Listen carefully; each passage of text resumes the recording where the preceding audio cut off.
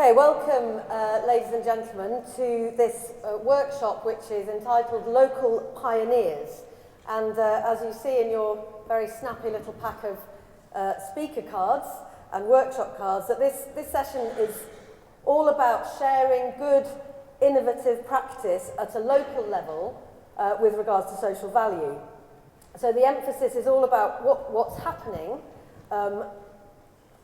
in these examples around the UK, what's happening that's leading in the field, and the chance to have a conversation about what's possible going forwards and how those local pioneering things can be used to generate and spread good ideas beyond the local.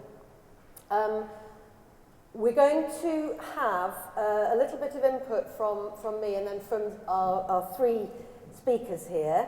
We've got Graham Randalls, Managing Director of NEF Consulting, and then we'll have Dave Sweeney, Director of Transformation for Halton CCG and Local Authority, and Alice Jones from Nottingham City Homes. So we'll have a bit of input from each of those speakers, and then we'll leave half an hour for a panel discussion, and that's partly a panel discussion, so you can ask this panel of local pioneers things, but you can also a chance to share what you know is going on in your local area. Who are you working with that you think is a local pioneer that you want to share some of the exciting stuff that they're doing?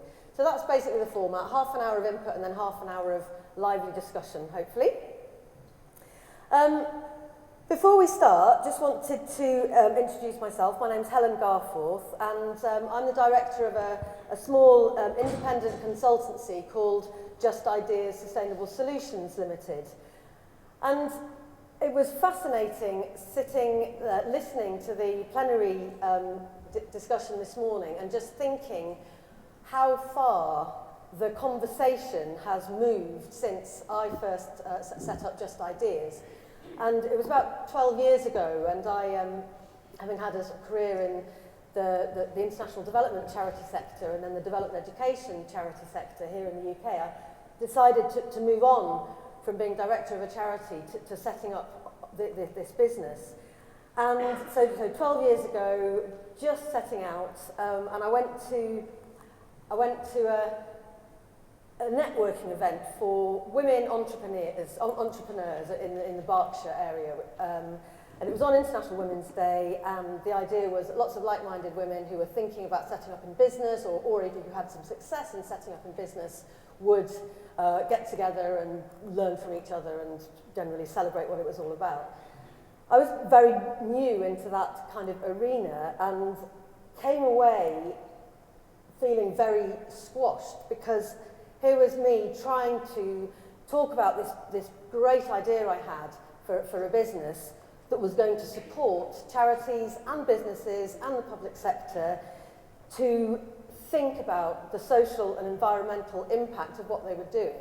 And it was kind of met with this sort of look of incomprehension and as if it was the most stupid idea in the world. And I vividly remember once everyone had stopped sort of saying how much they'd been inspired by Margaret Thatcher and whatever. People were saying, well, how's that going to make you money, and how's that going to work? Because, you know, when we're setting up our businesses, we're working really hard to make money. And I just clear picture of this one slightly intimidating woman who told me that, you know, she was doing very well for herself. She'd managed to buy her first Jaguar, and if she was going to continue making money, she wasn't going to be ploughing it back into thinking about social and ethical, as we were talking about it then, impacts of what she was doing. She was going to go and buy another one. And I went away with feeling so squashed and intimidated and thinking maybe I'd just stick in the voluntary sector for a bit longer. But 12 years on, as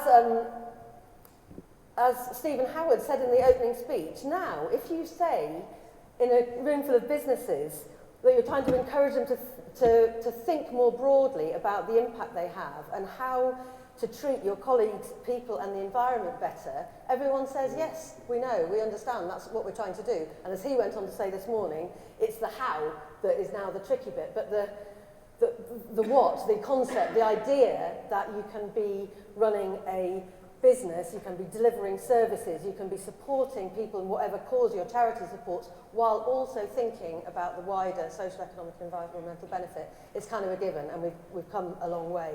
So I just wanted to sort of share that with you as sort of thinking about local pioneers and thinking about things that now might seem pioneering that are going to become just the way we do things, hopefully, in 12 years' time. And in 12 years' time, there'll be a whole new load of stuff that we haven't even thought about yet that can be making an impact and that people can be using to do things differently and do things better.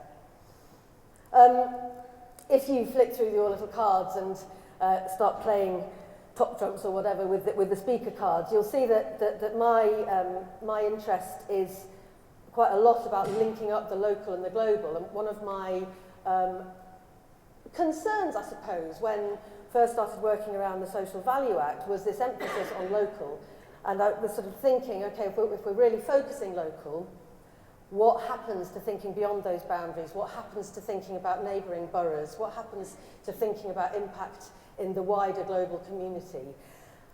And that sort of worry is totally dissipated by what's coming through about social value at the moment. There's obvious examples of where the environmental aspect of social value has a very obvious link to global environmental justice. You know, reducing our carbon emissions in a particular geographical location in the UK has local benefits, but it's very clearly has global benefits as well. But also the way that some of our speakers here today are involved in joining up local thinking with local thinking elsewhere as well. And I think my fears about the Social Value Act having a kind of almost a parochial sort of push is totally unfounded.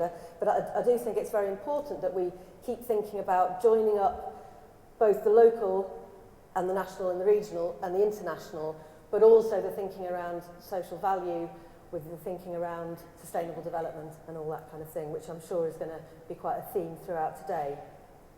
Okay, that's enough from me. I would like to start off by inviting Graham Randalls from NEF Consulting to come and spend 10 minutes talking about what's possible at a local level. Some of the work he's been doing with local authorities, I think, is going to draw on, particularly looking to the future in the context of financial austerity. So over to you, Graham. Thanks very much.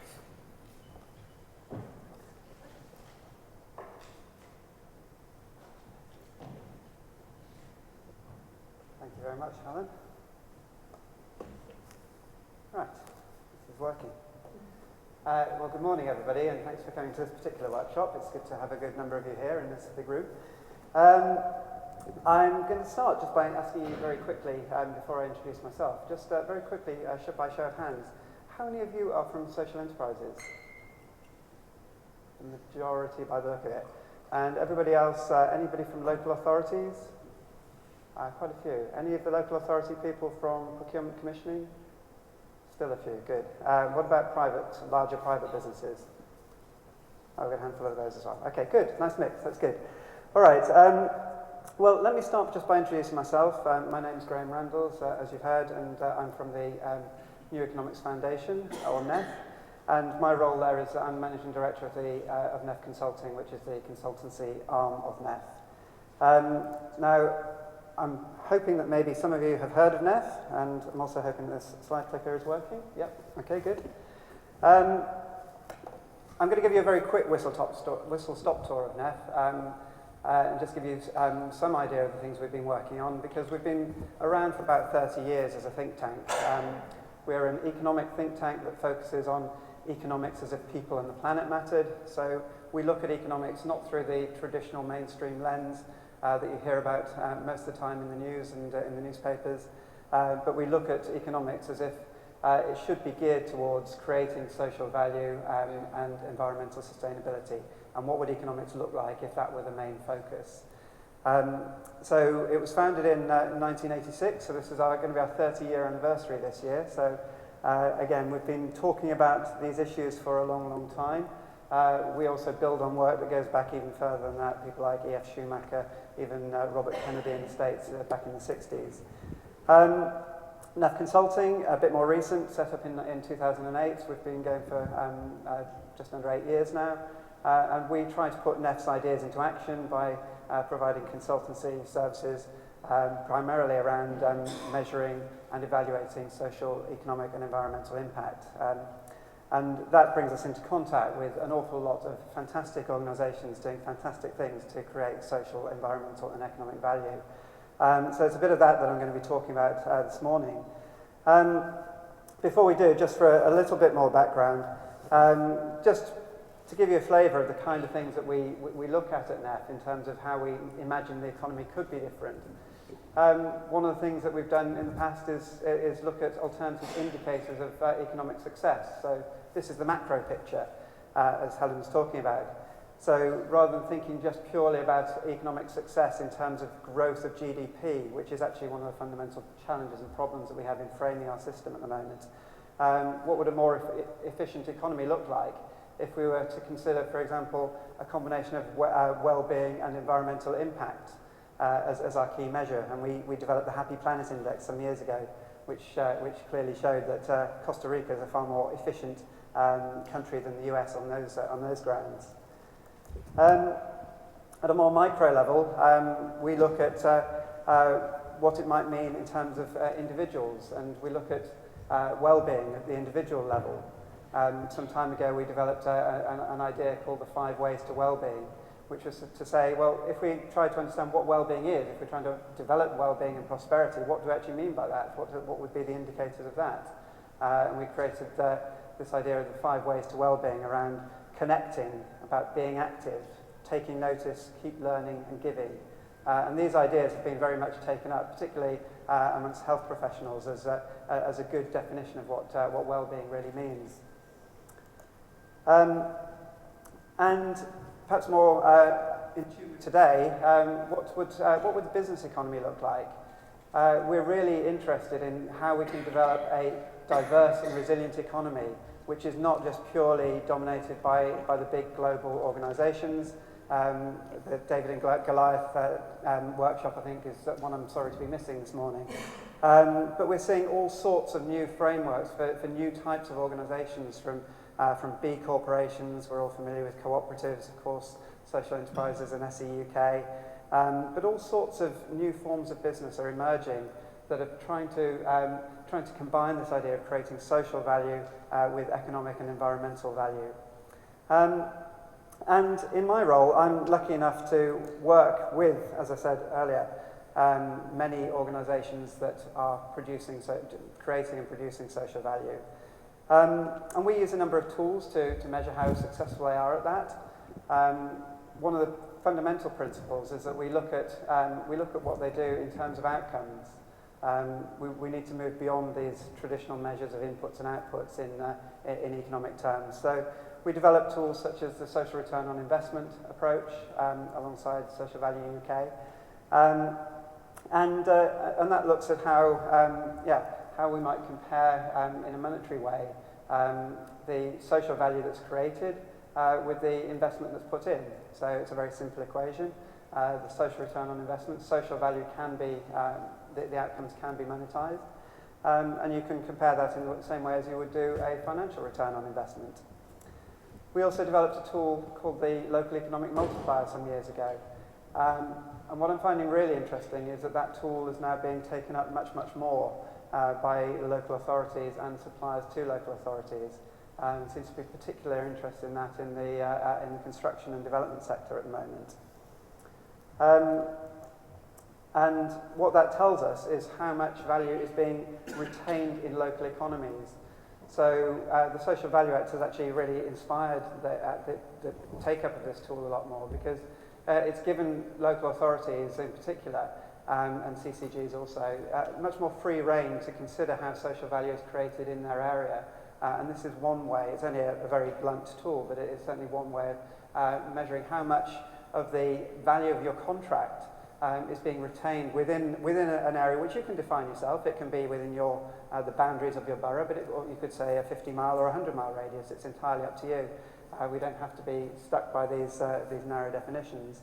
But it's really important because it helps us understand the converse, which is how much money would otherwise be leaking out of your area through putting contracts, perhaps to big companies, again, back to the David and Goliath argument. If you contract with large organisations where you think you might be saving costs, if all of the money in your contract is then leaking out of your area to pay shareholders, which may be distributed around the globe, then is that as good as actually putting a contract in the hands of a local firm or a social enterprise? And this is one tool that shows you how those things can be compared. And very quickly, the last thing on us is just measurement again. Again, at a bigger level, looking at large organisations, we did some work with the Crown Estate to measure their social, environmental and economic impact across their entire supply chain, their direct activities and the activities of their customers, which are the businesses operating on their estates.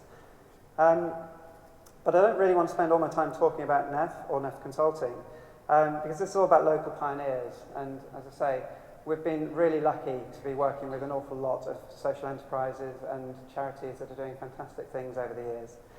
I'm going to talk about two, hopefully I've still got time. The first one is a project we're working on with the Design Council, funded by a local charity in Lambeth and Southwark called Guy's and St Thomas's Charitable Trust. And between the two, they came up with this idea of the Knee-High Design Challenge. And this really is a fantastic local pioneering initiative. So the Design Council works by identifying a particular challenge, a particular problem area, and thinking of creative ways to solve it and putting some money into those creative solutions. In the case of the Knee-High Design Challenge, they were trying to find ways to improve the health and well-being of the under-5s, specifically in Lambeth and Southwark. So they put a challenge out there to social entrepreneurs: come up with your ideas, put your ideas to us, create a business plan, and there was the nice incentive of a funding pot for it. And as the challenge progressed, the business plans were evaluated, all of the initial business plans were evaluated. Many fell at the first hurdle, but there was a process of several stages as they were gradually sifted through and awarded small amounts of money for some at different stages, until finally they got down to the best 6 business plans. And they gave all of those 6 a certain amount of money to create a pilot or a bit of a proof of concept. And based on that pilot, over a further 6 months, there was another final selection of the best 3 social enterprises to address this particular challenge. I was lucky enough to get involved at that stage because our role was going to be to evaluate the outcomes of those 3 social enterprises.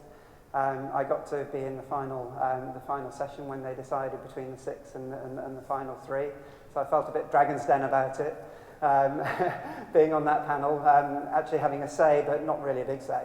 And unfortunately I didn't have the big pile of cash in front of me, which was a real disappointment. But anyway, so we selected 3 organisations that were had really great ideas for providing services that would help the health and well-being of the under-5s. And there were 3 quite different services. One was an app connecting parents with local services in the borough. The second was an art-based initiative called Creative Homes, which had people who had an art background and training going into people's homes and actually trying to encourage good habits and good behaviours amongst the children.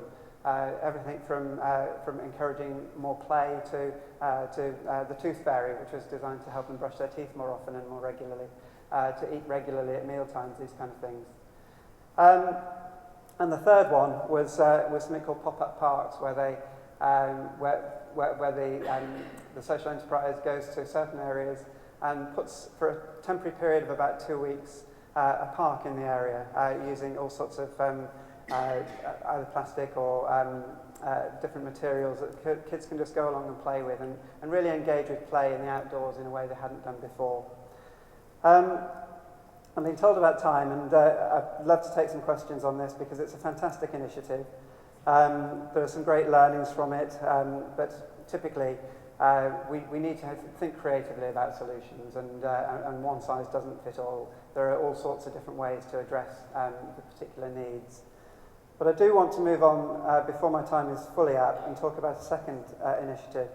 We're working with Lambeth Council to evaluate or to help them think about models for supported employment services, which is providing a service to people, the long-term unemployed, people with potentially minor mental health problems or other issues that have prevented them gaining employment, usually for a year or more. I was lucky enough last week to go and actually work in the garage of First Step Trust's initiative, which enabled me to work with for a day or at least a morning alongside some of the people that they serve, and they help to get into employment. You can see me sitting in this van here, which they've bought, so that these people who are needing to get used to the idea of work, they haven't worked for often a year or more, and they need to get into that habit and that discipline of going to work, of feeling valued and gaining the kind of confidence that comes from work, so they feel that actually they've done it once, they can go out and they can get full-time employment. And this was just such an inspirational initiative for me. You see Ronnie Wilson there, who set up First Step Trust 30 years ago, and he's set up these garages throughout across the country. He's set up kitchens, and through the project with Lambeth Council, this isn't the only one we're engaging with. We've talked and looked at other social enterprises. One which is providing carpet cleaning services. So I want to try and collar the guy from Adrian from Interserve later and find out how we can get them in partnership with carpet cleaning care. And I think that these ideas, these local pioneers who really put everything into initiatives which really genuinely create social value, these are just so important. And I hope that in the conversation we can get to, well, how do we start to form those partnerships that we heard about in the plenary session between these kind of social enterprises, between procurers and commissioners, whether they're in the public sector or whether they're in public sector supply chains in companies like Interserve, because that's what these organisations need, in my view. They don't want so much charity. They don't. Yes, donations and those sort of things will help, but they want to be able to trade. They want to make their money and provide the social value for doing so. And the opportunity is out there. The Social Value Act is a catalyst for this. But really, we need to get procurers and commissioners, supply chain professionals in private companies, all thinking differently, all working in partnership. And we need to get you, the social enterprise people, also understanding how that mechanism works as well, so that we can actually create these partnerships and deliver that kind of value. Thank you very much indeed. And thank you for that reminder about needing to think creatively and collaboratively. And I think that will probably lead on quite nicely into something about what Dave's going to say. Because I know you have been involved in those bringing together of commissioners and procurers and other partners in the room. You're in control of your own. That's it. Oh, there we go. There we go. Good. Just after. So good afternoon, everyone. It's great to be here. So thanks Graham, thanks Helen and Alice. It's quite flattering to actually be here, and I think there's a nice segue from Graham, because I'm one of the Dementors, if you like, or Darth Vader kind of commissioners that that a lot of the time stand in your way. And I guess, and I'm sure you've met the blockers and the heart sinks on your way through your businesses. But I'm here to hopefully give you a bit more kind of a different tale to that, and I think times are changing, so I will hopefully kind of inspire with some positivity. Just to give you an upshot, I wasn't born in a suit, and I think I want to make this clear to everybody, and I think we should all do this. Every single one of these people sat in front of me now have all got a story to tell, and you've all done something to help somebody and some organisation through your kind of life experience. And life experiences, that comes with life. You don't get given that. I'm a punk rocker, as it says on my, through the heart, as it says on my playing card, which I love the top trump playing card. And that was me, probably 4 stone lighter, in a punk band. I wanted to be a musician. I was a successful musician for some time, or thought I was, but actually we were quite crap. And we didn't make much money. But I just wanted to a tale of this, because the drummer, I played with several drummers, and forgive me if there are drummers in the audience, but they're all completely mad. And that's been a consistent theme throughout. And our drummer was brilliant, fantastic, but he got into the wrong side of music, which was the kind of the dark side, drugs and various other things. And he was very good at that, trust me. And he went from a brilliant guy to a very unpleasant man in no space of time. And he kind of broke the band up and everything. And he was addicted to heroin. And through his journey and his recovery, he started to fix guitars and fix drums and stuff. And then people would bring him drums and fix things. Before he knew it, he had his own little social enterprise, repairing drums and guitars and giving them to less fortunate kids on the estate. And that grew, and we helped him grow that into a social enterprise. And he's now very successfully running a small business and working another job. And when I talked him through the Social Value Act, Sweeney, not interested, pal, not interested. It just is the right thing to do. It's the right thing to do for an ex-heroin addict, and surely it's the right thing to do for all of us. And he's a really inspiring bloke, and we're back together now. Older, fatter and semi-clean, McCall. Okay, I'm going to give you a whistle-stop kind of tour, and there's 2 experts in the room who I would advise you to have a conversation with, Lisa Driscoll and Lorraine Cox, who are both partners of ours in the CCG and the local authority. So I'm Dave Sweeney. I'm the Director of Transformation for the CCG and the local authority. I'm one of a few hybrids, if you like, that span the 2 organisations. If you like, the Kofi Annan of health and social care. So, story so far. I'm going to give you a whistle-stop tour of this. So we were one of the pilot schemes for IVAR in Halton, but these guys were kind of already cracking on, really, in the local authority and looking at social value and what that meant. So we convened a stakeholder group. We looked at how we would take social value forward with our colleagues. We brought Lynn Freedley in, which is a brilliant kind of coup. There was that public health input. And we went through it, and then we started to kind of test social value. So we put the social value lens over the CCG, the clinical commissioning groups, commissioning plans, to see whether we could sweat the asset of those commissioning plans, very successfully actually. And we did that through an integrated kind of governance system, so we had a very small group that was putting it together. And then we went to Stormont, Belfast, asked us to come along. That's the first time I met Helen, and they hadn't adopted the Social Value Act at the time, but there was some real pressure that we put on, and we were able to kind of manifest in Belfast. And we went out on the RAS as well, which was great. We added value into the Belfast kind of drinking community. This was really important for us, a really small core group.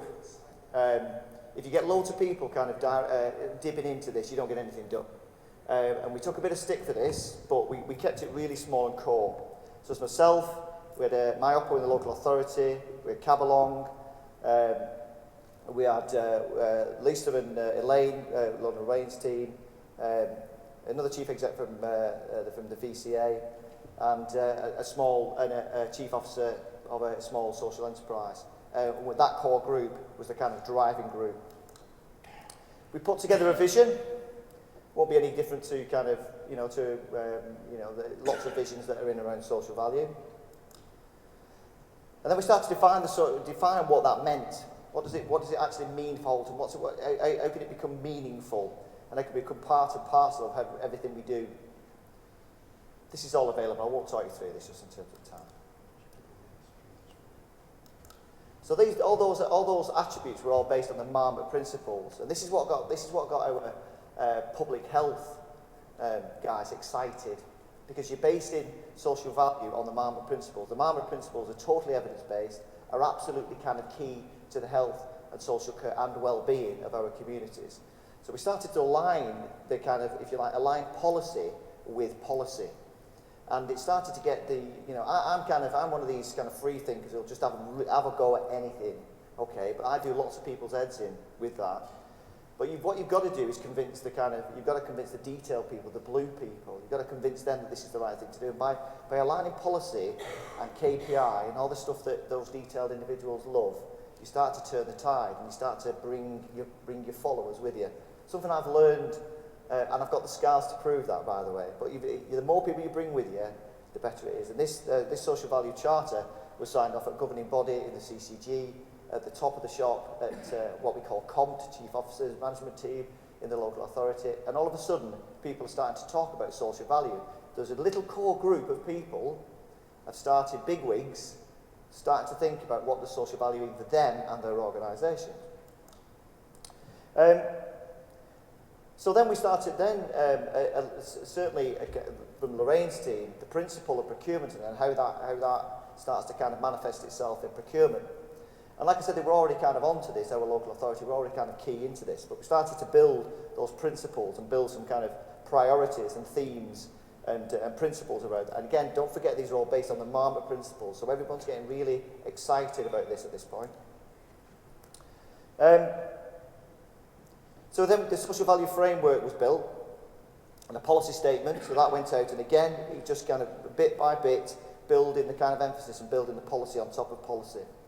If you look at some of these bits at the bottom, so the output indicators, desired outcomes linked to the sustainable community strategy and Marmot priorities. What Graham was just saying earlier is in terms of what those KPIs are. They shouldn't be kind of little stingy, rubbishy type KPIs, which, you know, I'm sure all of you that have got any self-commission from any CCD or local authority in the past, a raft of KPIs that are totally meaningless to your community.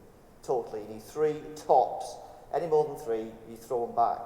And if you base that on the principle, on the Marmot principles, it's sound. Because if you're dealing with young people, it's an early start. If you're dealing with the generally well, it's kind of keeping those generally well. It's using environments, using open spaces, those kind of things. If you're dealing with older people, then you design stuff around older people. It's not hard. We overcomplicate these things.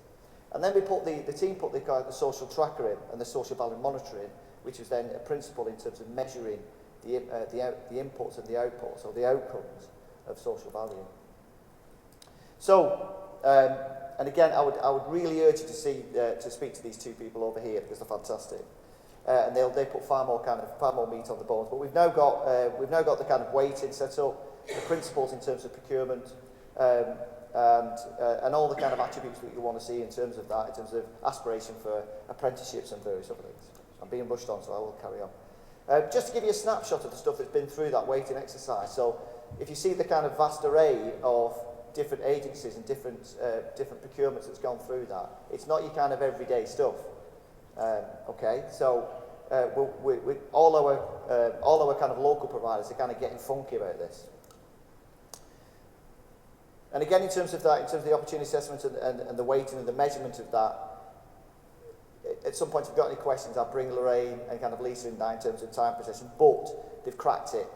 They've cracked the measurement, they're using similar tools and using those kind of attributes, but localising that to make it more inspiring for our local providers. So the story continues. So social value is now embedded in £200 million worth of contracts. Now the way we've done that is that all of our contracts from a CCG point of view, in terms of the remaining contracts and the existing contracts with acute trusts and others, we've embedded it in their contracts. And we've asked that it's called an SDIP, Service Development Improvement Plan. Great. And nobody really takes any notice of it to a point, unless you make it interesting. This is interesting. The acutes and the community services are really getting interested in this. So they put part of their SDIP, or one of the KPIs, with a certain amount of people get trained, and with a certain amount of people become champions. Glad to say, as from today, I've just had the email through, there's 90 people signed up for that local training, social value training, and we've got 30 champions that have already come forward. Those champions are going to go on to the kind of broader aspect of the broader national training. It's the heart of the ongoing transformation plan. So the CCG now, the CCGs are going into their STPs, the strategic transformation plans. Social value is at the heart of that. Each and every one of those schemes in there has gone through a social value lens. Blah, blah, blah. Right, unexpected outcomes, just really quickly. This is by having social value embedded in a kind of integrated manner, it started to open conversations that we never thought would happen. So we've now got a sustainability plan, including a large-scale energy debate. That large-scale energy debate was because we discussed social value and we embedded social value in terms of what we do. So we're talking about between, an environment that's got 3 acute trusts, huge kind of outputs in terms of energy. The sustainability plan is recommended and we're pushing forward an energy debate. We're pushing forward a cultural manifesto. This is where social values help people like me, okay? The kind of idiots who kind of burble in the corner about ideas that nobody takes up. Because what social value has done is enabled me to go into discussions about arts, about recovery, about culture, and how culture heals, okay? And we wouldn't have had that without social value, without the Social Value Act and the principles of it. It's brilliant, and it's really embedded.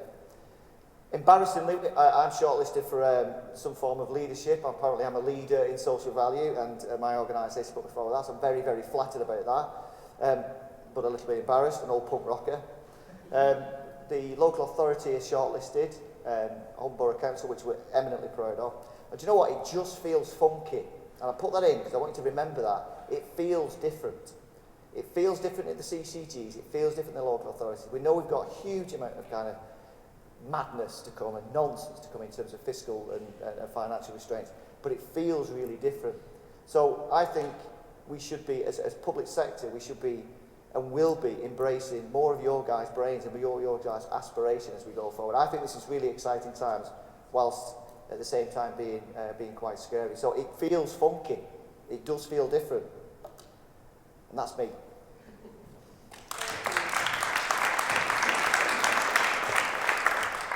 Thanks very much, Dave. I really like the idea of aligning policy with policy being funky. That's fantastic. Thank you very much.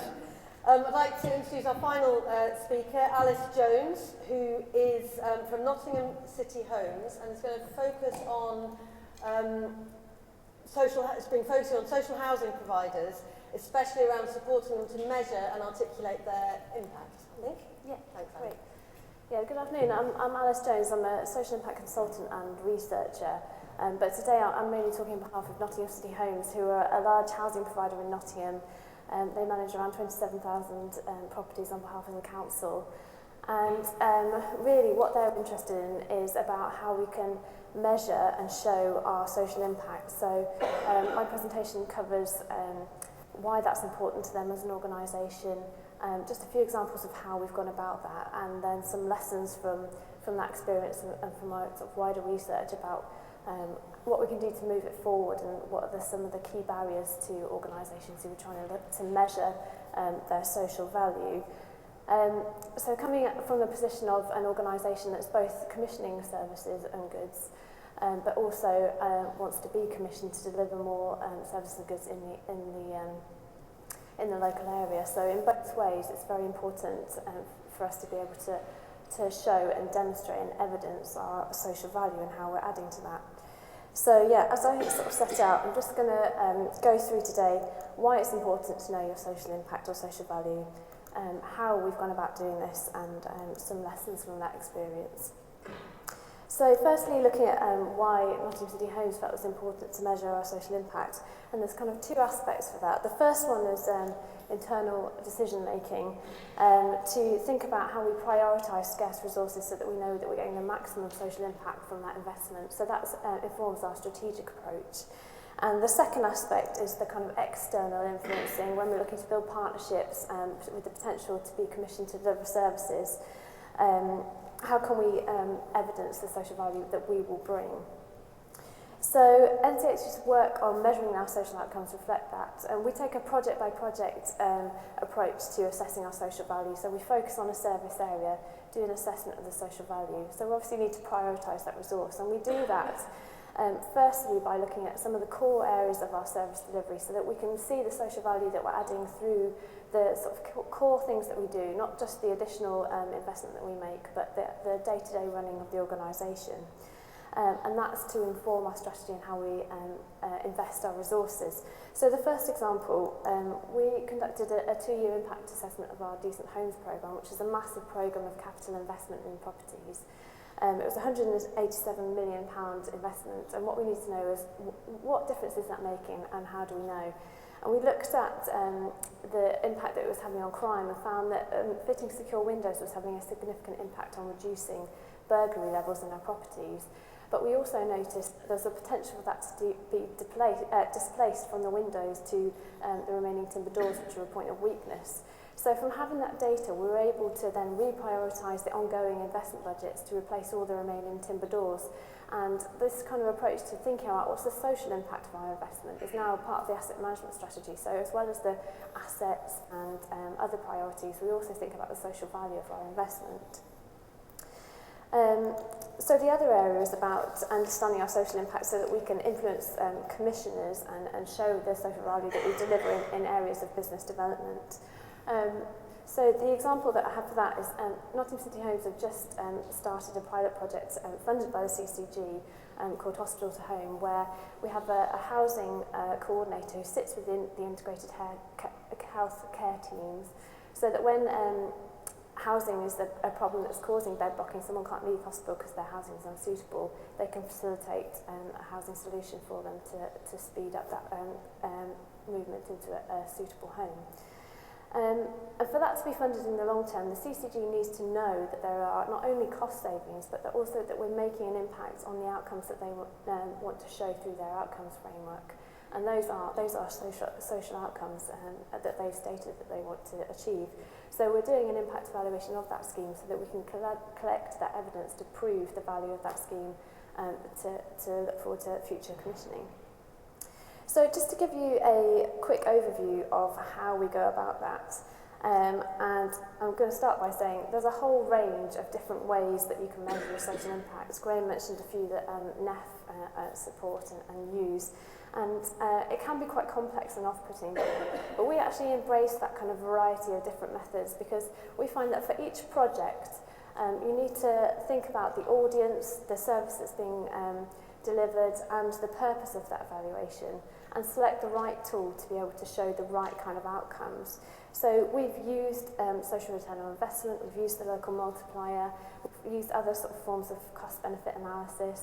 I was just going to mention briefly the HACT valuations, wellbeing values. So HACT is the housing think tank, and they've developed these wellbeing valuations with a leading economist. And basically, that takes the principle that an outcome has an impact on your well-being, and that you can put a financial value on that. And they've done all the calculations behind that and provided the housing sector with a set of outcomes and their financial values. So we know, for example, if we move someone to live in a good neighbourhood, they value that at over £2,000 per person. If we reduce the fear of crime in an area, the value of that is £11,000 per person, and that's the social value, the impact on their well-being. That's not cost savings or anything like that. So there's lots of tools and things out there that you can use to help you evidence that your social value. It kind of gives you that leg up. You don't have to start from scratch. There are things out there that can help you to evidence your value. These methods can be quite technical. They can appear sort of off-putting because they seem to have their own language, and you know, some of them have got complicated formulas in. But I think when it comes down to it, the principle that we found and that we come back to all the time is it's about measuring change. It's about understanding what's happened, why it's happened, and how much change has occurred. And that's the core at any sort of evaluation of social value. And we use the most appropriate evidence and data to do that, which is, as I mentioned, sort of specific to each case. So I'll give you two examples. So the crime analysis that I mentioned earlier about the impact on crime, we worked with the police to look at a large data set of burglaries across 4 years before and after the improvements, comparing it with other areas of the city that hadn't had the work. So that was a kind of large piece of quantitative data analysis that we did with those. Compared to when we're looking at our health impact, when we do more of a sort of personal surveying approach, we are working towards using lots of sort of tools that are validated by the health sector because we're trying to influence them. We'll use the language that they use. So questionnaires like the EQ5D is a physical health questionnaire. Short work area mental well-being scale is something that they talk about. Again, there's a sort of language about this, but it's about knowing what they want you to show and being able to use that in their language. So just to give you an example of how we apply this, we recently evaluated our antisocial behaviour service, and we found that using these validated tools of well-being, we were able to show that that service had a significant positive effect in improving people's emotions, their sort of day-to-day behaviours in terms of things like feeling depressed or not being able to sleep. And also on their overall well-being. So we were able to evidence that improvement and show through our evidence that that had occurred. And then we could apply the HACT valuations to show the sort of financial, the social return on that investment, and we showed that that service has a net benefit of £5.3 million, and every £1 invested generates £9.90 in social return, so quite a high social return. I'm going to sort of conclude with some lessons about how we can do more and what are the sort of key challenges that I've experienced working as a practitioner in this area, and also through my research and talking to other housing organisations who are trying to implement this. And I think there's sort of two key things that need to happen for this to be successful. The first is to build what's called an authorising environment. I think that's what we've talked about a lot. It's about building those networks. I think firstly, importantly, internally, so that you have a champion at every level who understands the value of this. They can release resources, and that's time as well as money, to deliver it, and they will use those results to make changes.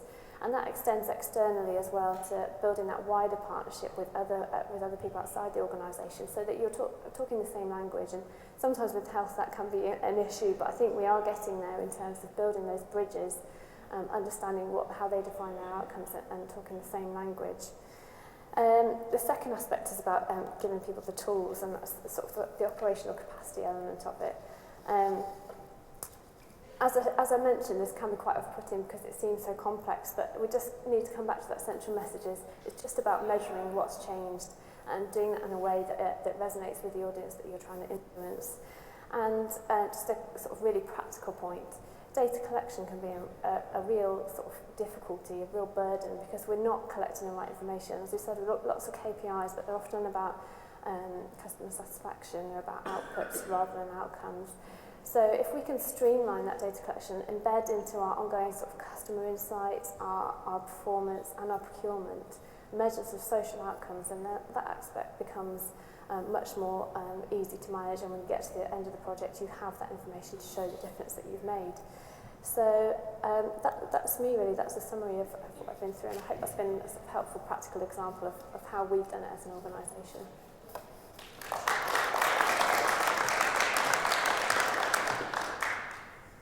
Great, thanks very much, Alice, for rounding off on a really practical note there about some of the how people can look at evidencing their improvement. And I know that the housing sector, the social housing sector, is being considered, certainly by Social Enterprise UK, as sort of pioneering some of the practical stuff around social value. So we have heard about the importance of championing social value. We've heard about the importance of aligning different things that get people excited and policies in order to get people talking the same language around social value.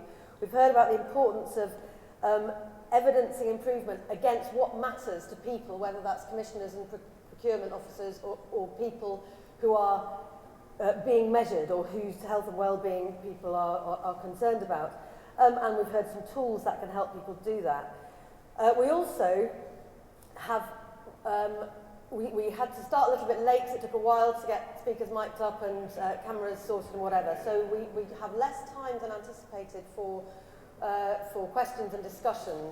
So we're going to get cracking straight onto that. But I would like to have 10 minutes for that rather than the 5 before 12:30, given that we started late. Are people happy with going 5 minutes into the lunch break?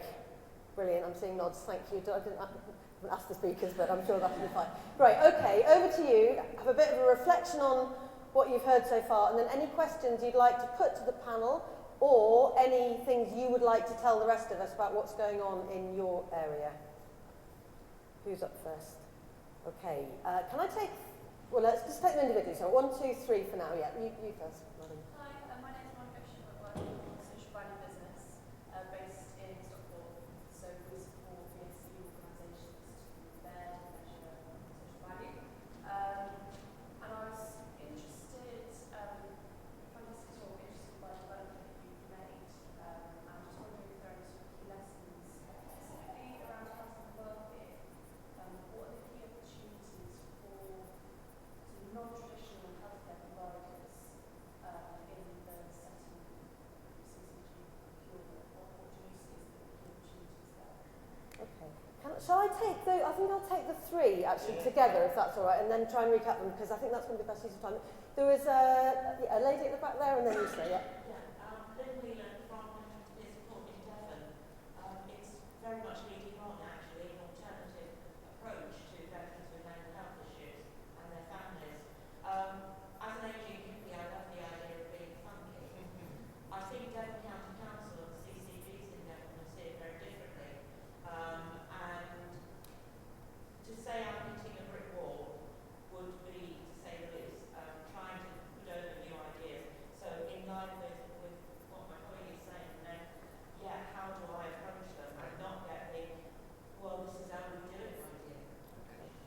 very much. And you, sir. Nice to see you again. I think that's about 5 years ago. Oh, we did, yes. Tom, I'm a writing consultant on the board too, particularly around business engagement. And we heard in the first session this morning that social value is good for business. But I think business is good for social value for the communities as well. And there are local business champions, certainly in some communities, who really make a major contribution to social value. And I'd be interested to know from Dave what connections with business that might be in Holton. But on a broader front, the businesses have spare capacity, and they also have an incentive, small business in particular, because they are in every community, and they have an incentive, I think, to employee engagement issues and so on, to maximise the social value that operates within their institution. So how do we do that? Because my research, which supported some business in the community 10 years ago, is that about 3/5 of small businesses actually do want to, and I think it's right, they engage in the community, but they too often don't know how to. Great. Thank you very much, Tom. So 2 questions really possibly directed towards Dave around the health and well-being, around key opportunities, particularly for the not the usual suspects, to get involved, and also how to get through that brick wall of this is the way we've always done it. And then perhaps I'll talk all 3 of you a bit more about the opportunities you see for maximising the assets that are actually in the business community. And I know housing associations have done a lot around that. So we'll perhaps go to Dave first. Okay, I mean, I would advise you to speak to these beautiful individuals over here at some point as well, because they'll give you some practical kind of, certainly from a procurement point of view. Things are getting really tough, and communities and the kind of social value is kind of leaning its way into. It's kind of it's in terms of the act itself, it's kind of kind of left it behind, and we're moving into community-based, place-based commissioning. It's prime. It's absolutely right. But what I would say is read the 5-year forward view and align your business and what you're doing around the 5-year forward view, and certainly the strategic transformation plans. It's just a no-brainer, and that's using the similar language. There's still a lot of stalwarts in there, and kind of and navel gazers, but it's kind of. I'll be honest with you. It's kind of for me. That stream's kind of running on. What I would say we can have a chat as well after. What I said to my colleague from Devon is, I spoke to one of your commissioners very recently, and a GP who's part of the commissioning group, and we were talking about social value and various other things, and his daughter runs a surfing school, and I said, brilliant, surfing for health. He said, well, I've never thought of that. Well, and then only 2 weeks later, she was running a surfing school for kids with learning disabilities. It is there. There are people in there. What I would say, I'm going down to Devon. I've been invited down by the clinic. So let's meet up, and then use whatever influence I have to get you into that conversation, and we'll do that. It's practical. Fantastic. And I'm just going to add to that the programme that Dave mentioned, the Health and Social Value programme that was facilitated by IVAR and Social Enterprise UK, has got some really good case studies of not only what Holton's been doing, but what the other areas in the programme have been doing. So you will find interesting ways in that other people have used to bring together voluntary sector, social enterprise, local authority, CCG, key thinkers together to do things differently. Great. Let's talk about business briefly. Who'd like to kick off on the using the assets of businesses? Graham? Well, yeah, I'd be happy to answer that. From my perspective, I think there are enormous opportunities in supply chains. And I think what's often ignored is that when we talk about big public sector contracts, whether that's in the health service or local authorities or central government, it's not just what happens in the first tier where, as Adrian from Interserve was talking about, it's not just how they can deliver social value, but how their second, third and fourth tier suppliers can deliver social value. Because that's actually often where it is created. That's where the opportunities really lie, because it is those smaller businesses that are actually providing service within that supply chain, but they're much closer to the communities. And so I think that's really where a lot of value is created. And then there's a potential for these just innovative initiatives. I mean, the Design Council has done a fantastic thing by saying, look, let's just think about a different way of doing something. Yes, they had some money to actually experiment with this, but the whole idea was that experiment would then feed back to policymakers, and that those policymakers would start to think, okay, well, we don't just do things the way we've always done them. We've got to think differently because we are trying to make more out of resources. But actually, this isn't a cost because, in fact, if you look at the bigger picture, even if that contract is sort of 5% more expensive, you might be saving a massive amount somewhere else in the public sector budget. So let's think differently and try and influence the policymakers to do things differently. Great. Anyone else want to add anything on business, Alice? I was just going to say, sometimes we think it's off-putting for small businesses to put anything in the contract about the social value that it can bring, because we think that will put them off the contract. But I think it's about having that flexibility, as the speakers earlier said, about them telling us what can you bring to it, rather than us saying you have to have an apprentice, because that's the way housing always goes. It's always about apprentices, but there's so much more social value, and it's about having that flexibility to encourage others to bring that to us and say what we can deliver. Very quickly, getting smart with targets is a term that I use all the time. So we're not particularly good at getting smart with each other's targets. And I think if we use that kind of language, so for example, we're doing a huge piece of work, and this is all come from social value. We're doing a huge piece of work with obesity in children in Halton. We're in a right mess, kind of bottom quartile and kind of everything. So rather than doing it kind of piecemeal in a couple of schools, we're doing it en masse. Every single junior school is going to be aligned with a rugby player, huge, big, kind of horrible, whipping them into shape type of thing. There's a bit more detail to it than that, but that's the kind of principle of it. So I spoke with a lot of local businesses about this product, getting really fizzed up, and each and every one of them said, right, we've got a health component of our business that can help you. So, well, we don't need any more experts. We've got lots of experts.